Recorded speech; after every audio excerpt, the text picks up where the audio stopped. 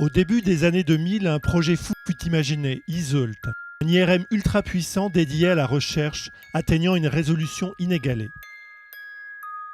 La pièce maîtresse de ce microscope est un immense supraconducteur de 11,7 Tesla, presque 10 fois plus puissant qu'un IRM médical actuel. Aucun industriel n'envisageait de se lancer dans cette aventure, mais l'Institut de recherche sur les lois fondamentales de l'univers du CEA releva le défi. Démarrait alors une longue phase d'études et de tests qui rassemblait de nombreuses expertises. Petits échantillons, maquettes et prototypes s'enchaînèrent au fil des ans. Ils subirent de nombreux tests, améliorations et modifications pour atteindre les limites du possible.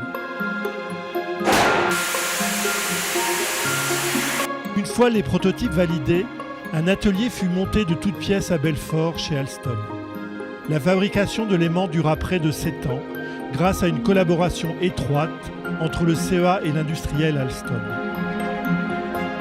Tout devait être contrôlé, les tolérances de fabrication étaient ultra strictes. La prouesse technique frôle la démesure. 182 km de conducteurs enroulés à la précision d'un cheveu. L'assemblage des 170 bobines du cœur de l'aimant prit 4 mois. Les meilleurs techniciens, ingénieurs et plus grands experts des aimants supraconducteurs assemblèrent ce concentré de technologie. Chaque étape était un nouveau défi. Il n'y a pas le droit à l'erreur.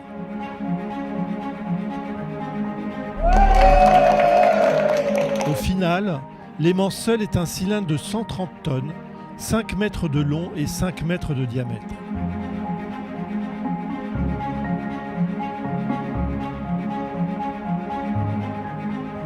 Quand la fabrication s'acheva en 2017, un long périple commença.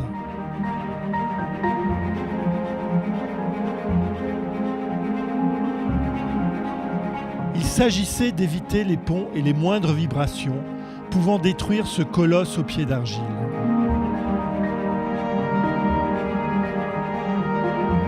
On part ce soir à 19h de Corbeil-Essonnes et on va normalement passer le RERC à 1h du matin.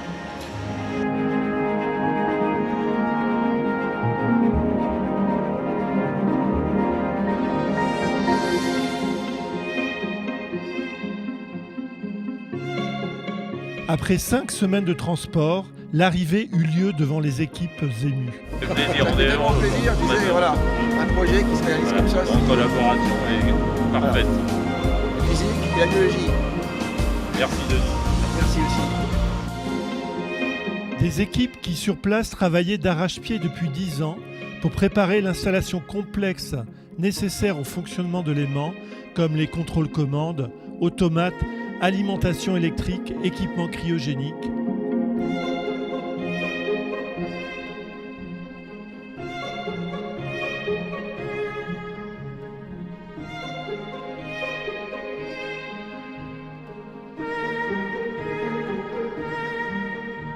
L'insertion dans l'arche est une opération périlleuse, qui se fait quasiment à la main, avec des vérins et des cales en bois.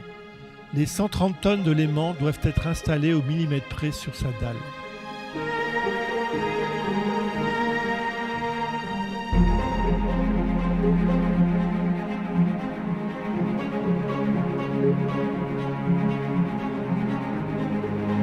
Vient alors la connexion au circuit cryogénique et aux systèmes électriques. Ces dernières soudures se font directement dans l'arche.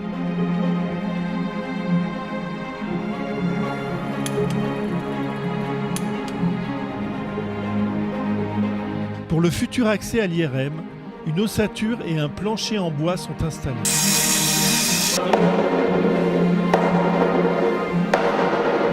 Aucune vis ni élément magnétique ne sont utilisés.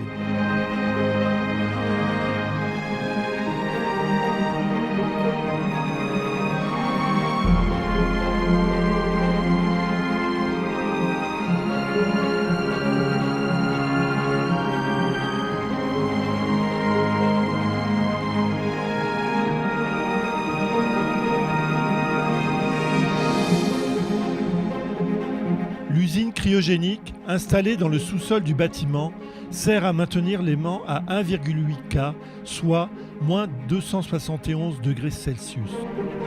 Pour atteindre ce froid intense, 250 000 litres d'azote liquide et 18 500 litres d'hélium liquide ont été nécessaires pour la première mise en froid. Atteindre 1,8 K permet que l'alliage qui compose l'aimant n'oppose aucune résistance au courant électrique.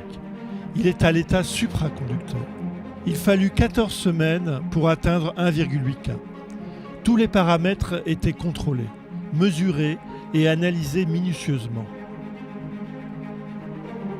190. Ouais. Ok, non, les autres ça a l'air d'être bon.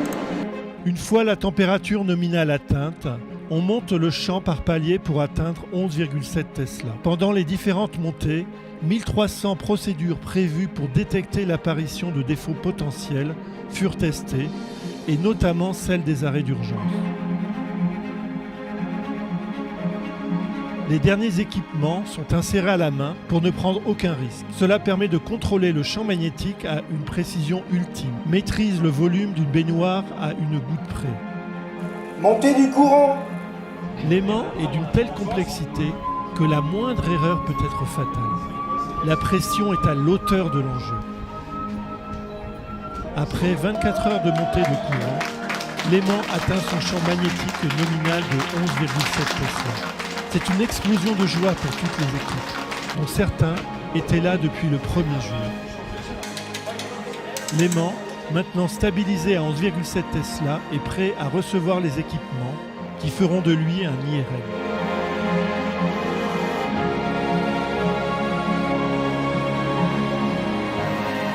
Après près de 20 ans de travail sur ce projet, l'aimant du projet ISEUL que vous voyez derrière moi est maintenant en train d'être transformé en appareil d'imagerie par résonance magnétique.